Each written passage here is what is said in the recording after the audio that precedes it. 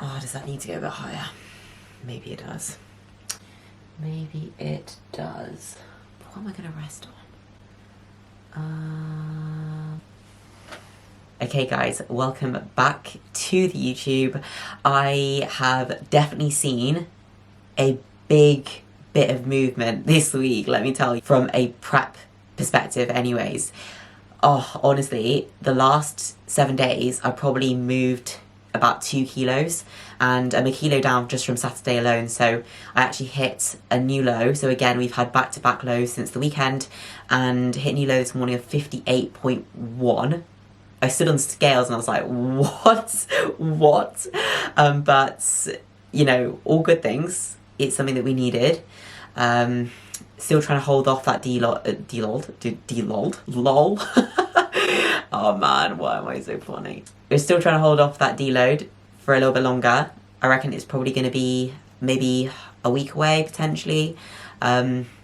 Seeing as, you know, I feel tired, I feel sore, but generally, like, things are moving so well, we don't really want to stop because we're building a good bit of momentum. And while I'm not absolutely floored and totally on my arse, like, we think we can continue to push until I, like, really do need that deload and need that diet break. I'm not even sure if it will be a proper diet break, but I know that it probably will be a couple of high days. And I'm excited to see how my body responds to that, to be fair. I checked in this morning, and of course, like, no changes to plan, like, everything is moving along really nicely, and we're starting to see, like, my glutes and hamstrings just pull through a little bit more now. I'll see if I can actually show you a couple of my check-in shots. I was actually really happy with my check-in shots this morning. I'll just show you the first one because you probably don't want to see all of them. But this is my front shot at the moment. A couple of adjustments I want to make to posing there. But yeah, all in all, it's coming together, it's tightening up a lot. My waist is coming in. I still reckon I can get a good bit off my waist still. And everything's going to plan. Like, I've definitely been feeling pretty hungry the past few days, but part and parcel with prep. If you really hate being hungry, then just don't prep. But yeah, like, it's definitely been a more hungry past few days. Training is obviously challenging, just with energy levels definitely starting to take a bit of a dip. I'm just focusing on quality over quantity at this point in time, because the stimulus on the muscle is the main thing, rather than just trying to retain the same weights as I was before, but just doing it shit, to put it plainly. I actually have a shoot in a couple weeks time. I have a shoot on the 3rd of August, I believe it is, which is on a beach in Liverpool. So cannot wait for that for me. I'm excited, but at the same time, it's a 2-hour drive, and then to do a 2 to 3 hour shoot on the beach in a bikini at 4 weeks out, when I'm probably going to be freezing my tits off. Yeah, that is, I'm not gonna lie, I am dreading that bit a little bit, because I know that I'm going to be absolutely slammed after that. I did actually pick up a new bikini for that, because I wanted like a plain white bikini, and I got some, what's it called, like body jewelry as well, like for that. So those, I've tried both of those on, they fit. However, I did also buy this really cute crop top that I was really hoping was going to fit me, but there's just no way. Let me show you this. You're gonna laugh, because let's keep in mind that I'm on prep.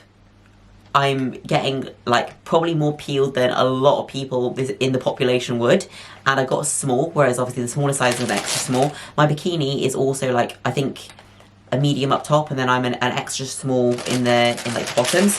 But look at this, it's a small. I was like, yeah, it'll be fine, pulled it out, and then I started to, it took me like 3 days to get my prep brain to work out how to do the tying bit at the back. But like, that's like the size of my head. my body would not fit in this at all. Like, look how small it is. That would barely fit, like, around my face. Like, seriously, I'm in prep, and I'm, like, at this point anyway, 6 weeks out, or 6.5 weeks out. So, yeah, that will be being returned. Although I do want to get it in a bigger size, but I don't think they had it. So I'm just going to return it for, like, one of those, like, kind of gift voucher things. And then hopefully when it comes back in stock, I'll be able to pick it up. But, yeah, no chance. No chance. You know who this is for? People with absolutely no gains. That is who it's for. Should have just accepted that I actually do have a little bit of lat, and if that's not fitting me now, it's not fitting me ever. Yeah, like that's pretty much it. Like obviously we've had no changes to the plan for quite some time now.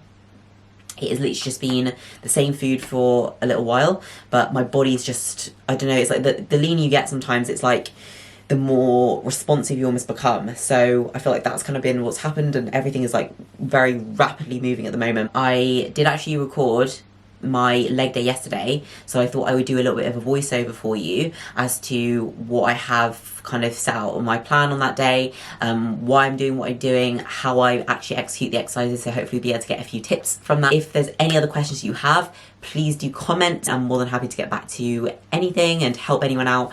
And please like, share, subscribe, and as much as it's only just a little channel at the moment, it's good to see that you're enjoying the videos. So before I ramble on for any longer, I'll get into my leg day.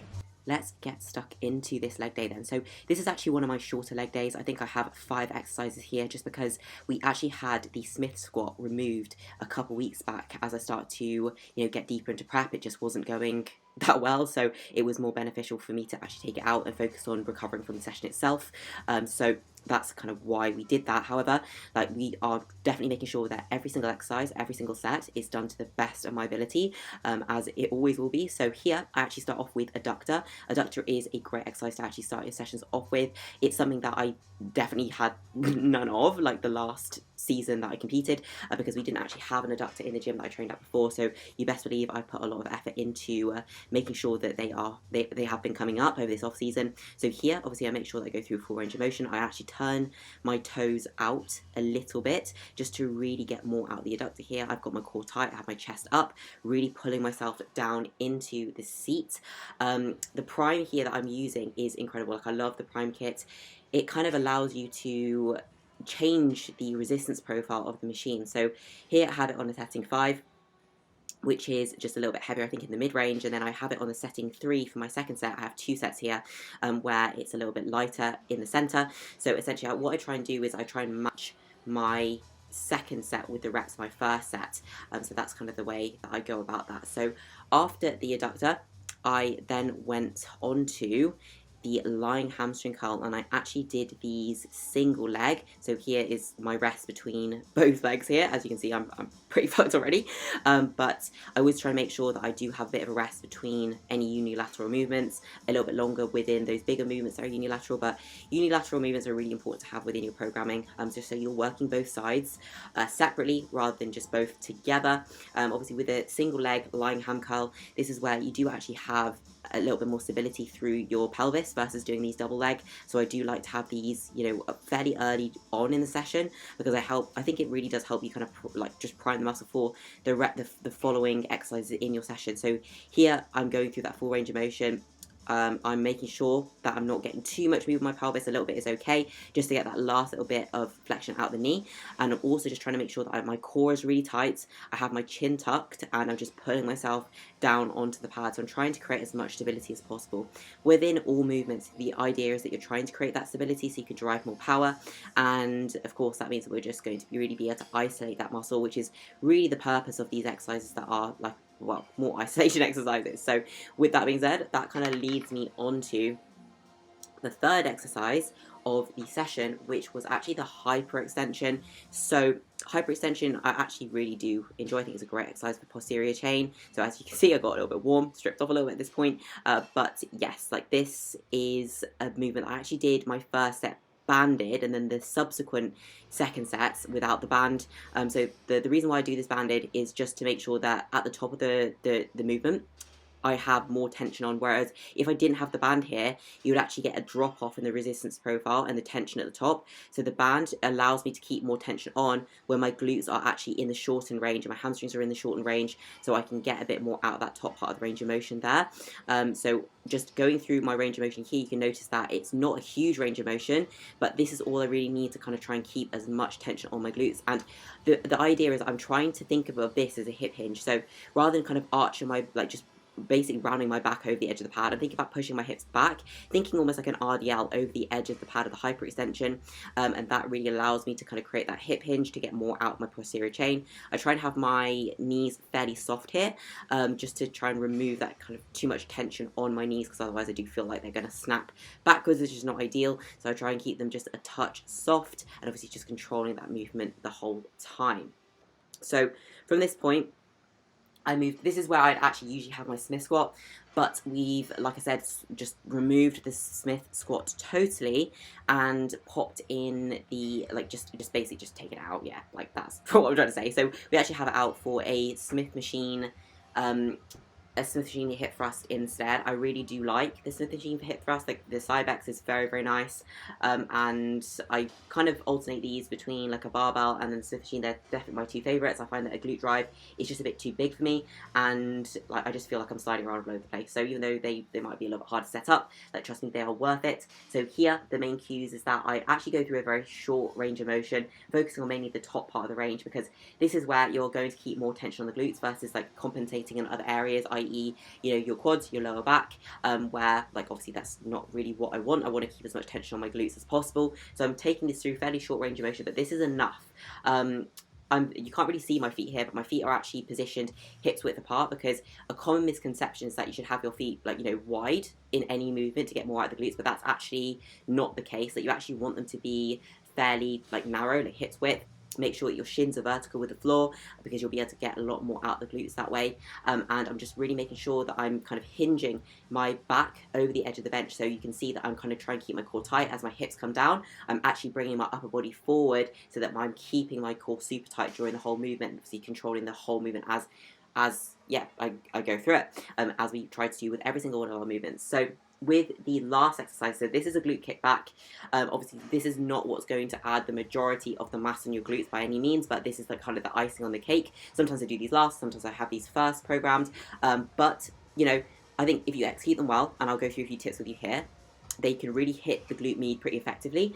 So what I'm trying to think about is I prefer a more parallel position with my body, because I can get better range of motion at the front, like in the lengthened range. So I'm allowed, like I can get a bit better tension there, I can get more range of motion. And then what I'm thinking about doing is really trying to get my whole body stable, trying to really think about tucking my hips, because often what we see is a lot of movement in your lower back. Whereas here you can see that my lower back is like literally not moving. It's just all glute.